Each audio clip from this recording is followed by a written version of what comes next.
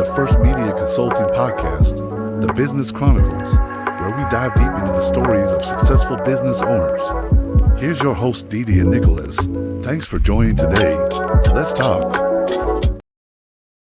Welcome, everyone, to our podcast. I'm so excited to introduce to you Sergio with Casamia Services, Inc., and just excited for him to share his successes, his inspirational stories of how he got to where he's at, and also give our listeners, those that are looking to start a business, inspiration on how to go about some of the things to look for in reference to becoming an entrepreneur.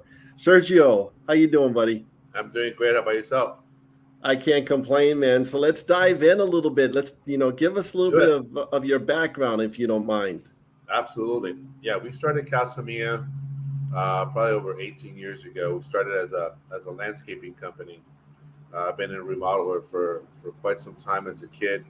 Had my first business at 16, hired my classmates to paint houses.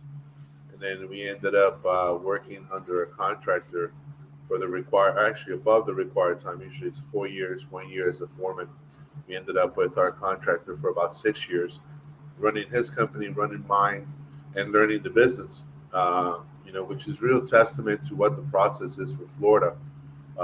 There was a time where contractors would pay for their experience, and hopefully those times are long gone.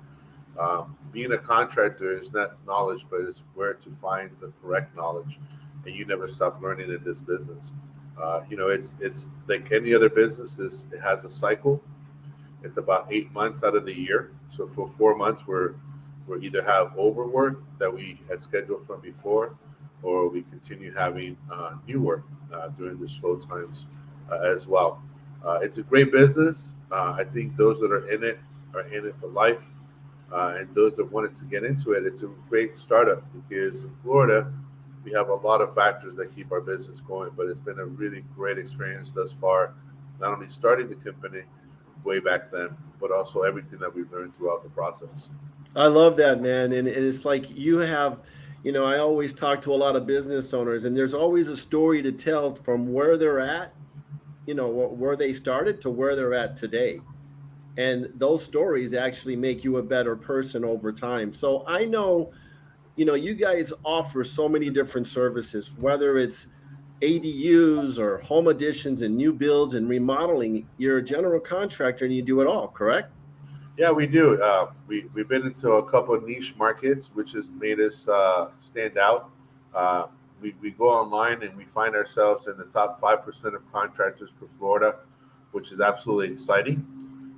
We've also done a lot of work for the municipalities, for structural work. I give a lot of testament to my mentor who has been deceased for quite some time. His name is Don Callow. Don actually showed the old school way. We were drafting pencil and paper, no CAD. We were also doing structural repairs from a consultant that would get hired to go worldwide to solve other people's problems. So we kind of learned the business from the problem side and how to solve those, which makes us more firefighters than anything else. We're putting out other people's fires successfully, and has given us the reputation that we have today. Yeah, we can build a new house. Absolutely. There's a lot of great new home builders that are out there. Most of them don't do remodeling. A lot of times for us, most of our work is remodeling. We work with national investors, the big groups, and we've also worked with smaller investors doing those type of works. But our excitement is always in solving problems. We have about 7 structural jobs that we are repairing homes, long-term repairs, not temporary fixes. These are long-term engineer plan repairs that do take some time, but once the work is done, it's a bunker. At the end of the day, that's what keeps our industry flowing as well. A lot of the information that we put out in the field, the DBPR also uses it for testing. They send us emails. We provide sample questions and things like that. It appears that my contractor license is going to be split into other licenses again, which is great because there's a lot of trade industries like retention walls that there's a lot of companies out there that that's all they do, and they should have their own license. There's other licenses that are absolutely insane, which is tile laying. I know of two counties in the entire state of Florida that have a tile laying license. Not sure what that's all about, but the code is enhanced by the municipalities. It's created by the state, and always hire a contractor. I think a lot of times people's perceptions are to hire a handyman, hire someone that's not licensed. The license protects the consumers. If your guy walks away with your money, you have to take him to court. If contractors walk away with your money, we go in front of the DBPR. We can lose our license, we can lose our livelihoods, and it's a good insurance for homeowners. You're not necessarily saving money. Handyman and contractors have creeped up at the same price points at this time. The skill is the difference, right? We are the only license that can sub to the trades. Handyman cannot sub to the trades. So if you're doing plumbing work, let's say you're changing out your granite countertop, right? Well, your granite countertop has a valve, has a faucet, correct? So at that point, you need a plumber. You touch that pipe and you are not a plumber.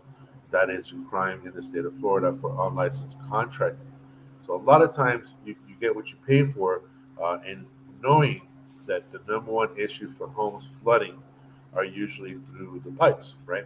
Pipe burst, bad connection, something behind the wall, which is what we run into a lot now. We've had the opportunity to do and fix code enforcement violations prior to us. We've been a great consultant. We have great clients in that aspect as well. And we're doing about 12 or 13 of those jobs right now where other people's work, either people walked away, they never closed the permit, or it was done improperly. So they'll hire us, we'll come in, we'll make sure everything passes inspections, passes code, is done properly, and then those permits are closed, which you need, right? It doesn't make sense until you try to sell the property. And that's when the scrambler comes in, where people see open permits. You have to have permits. You have to pull permits to be able to do a lot of the work, construction work in your homes. That's a lot of great information. Very good information, man. And I appreciate you kind of sharing that with our listeners. Let's dive into a little bit about what has made you successful. A few pointers. I think we never focus on the money. I think you talk to a lot of millionaires, trillionaires, billionaires. I don't know where it's at now. I think Elon is going to make the first trillionaire. But I think the biggest thing is not to focus on the money. We focus on the job at hand. We do 30-day forecasts. We do 60-day forecasts. I happen to do 6 months to 12-month forecasts, and we align our work properly. We align it to be able to meet the current employee base that we have or subcontractor base that we have. We take on only the work that we can handle. I think a lot of times when you focus just on the money, sometimes you get into a little bit of a jam, taking more than you can handle, and then you're having to struggle to please all of your clients. And what a lot of contractors do is they throw a little grain of salt in each one on a weekly basis just to keep the clients happy that somebody was there. Well, we actually just take on the work. We put them on the schedule. We have a little bit more of a system in place, which processes are huge. So one would be not focus on the money. Two would be you have to be a process company no matter what you do. You can sell widgets, you can sell real estate, you can do construction, you can sell furniture. It doesn't matter. You have to have a process.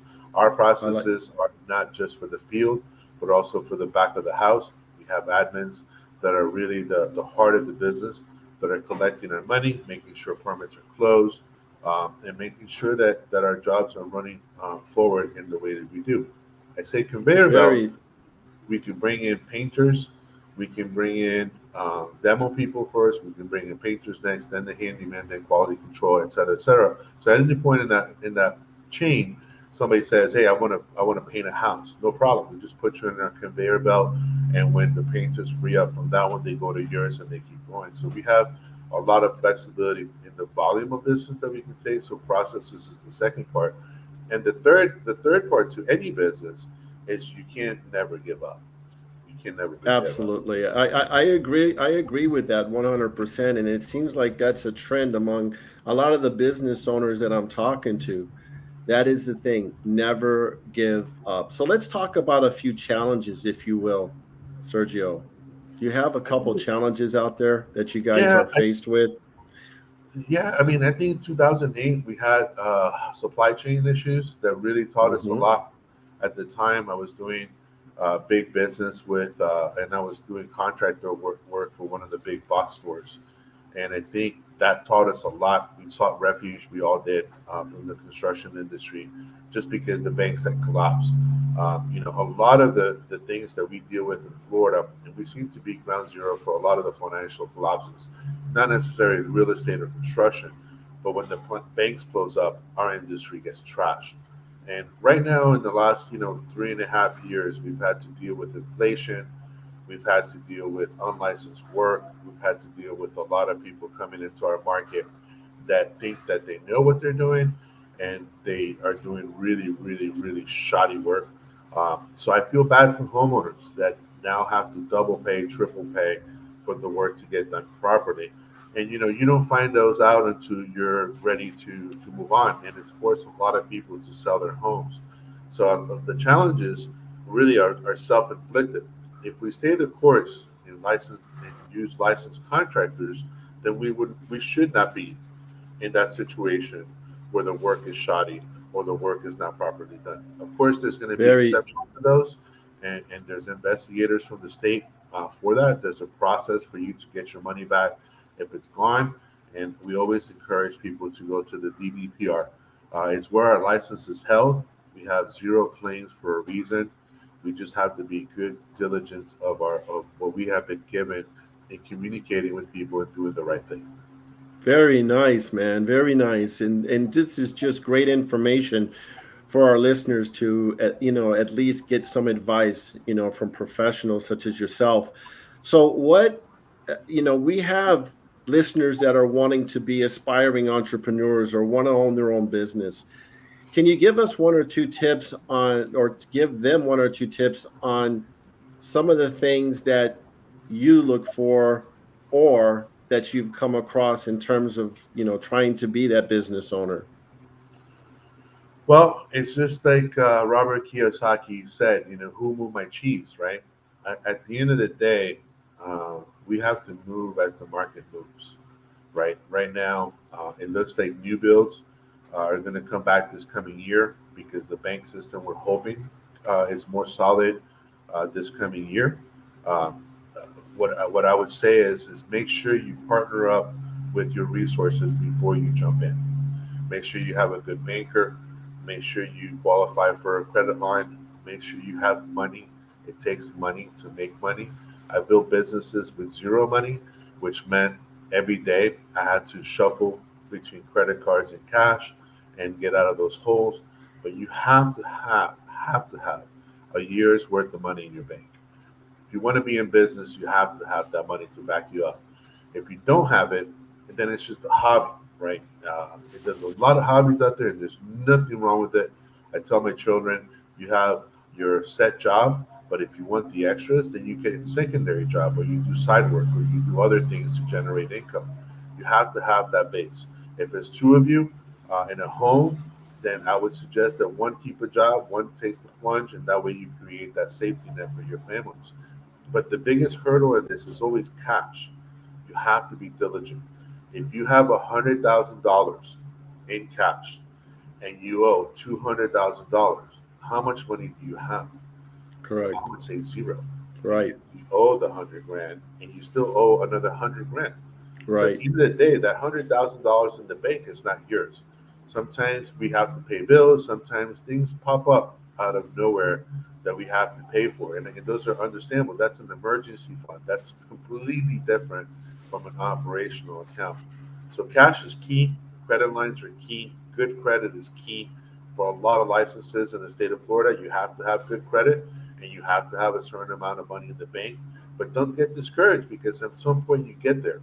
Some people say, "Oh, how am I going to save money? I don't make any money." Well, if you're eating out your meals, 5 to 7 times a week, that's where your money's going. If you have other Absolutely. business and you like to go out and have a good time, that's where your money's going. There's a lot of sacrifice in business, And if you talk to most people, they die still sacrificing for their businesses. The big successful people didn't make it overnight just because there was an opportunity that they seized the moment. It's almost like the parable goes, right? We are sent different ways to get out of a hole, but we ignore those different ways because we have our own way of getting out of that hole. Well, sometimes you got to let go, and you got to be driven into where the solution needs to be. And the solution is That's always work hard and don't give up. Well, that's well stated, man. Just again, some great advice. So, as we wrap up here, can you give our listeners a phone number as well as a website to get a hold of you? Absolutely. We just got our website done. It looks absolutely amazing. That's www.casamiaservices.com. I'm really proud of the way it turned out. It looks awesome. And also, you can always call me directly at 407-921-9020. We do have an office number, which we do not use. We just used it for the state and for different agencies to call us through that number. You can always reach me directly. We're always looking for people to mentor into our business. We're always looking for people to start in our business. So we do have training programs. If you wanted to get into the trades, you can come in and work for us and learn the different trades and go with our trade partners if that's what you decide. So if you wanted to be a plumber, my plumber is hiring. If you want to be an electrician, my electrician is hiring. Those are great trades that there's schools for in Central Florida that you can get educated and get it done. But definitely there's resources out there. So the American dream is still alive for those that are willing to sacrifice. Wow, man, it's been a pleasure having you and giving your inspirational thoughts to our listeners about your business. And it's just a lot to really take in. And you've provided such great information. Well, I want to thank you so much, and hopefully we can have you back in the near future. Sounds like a plan. It was a pleasure being here always. You're welcome. Thank you for tuning in to First Media Consulting Podcast. If you enjoyed the podcast, subscribe today. To nominate a business you would like to recommend to be on our show, go to firstmediaconsulting.com or call. Thank you for listening.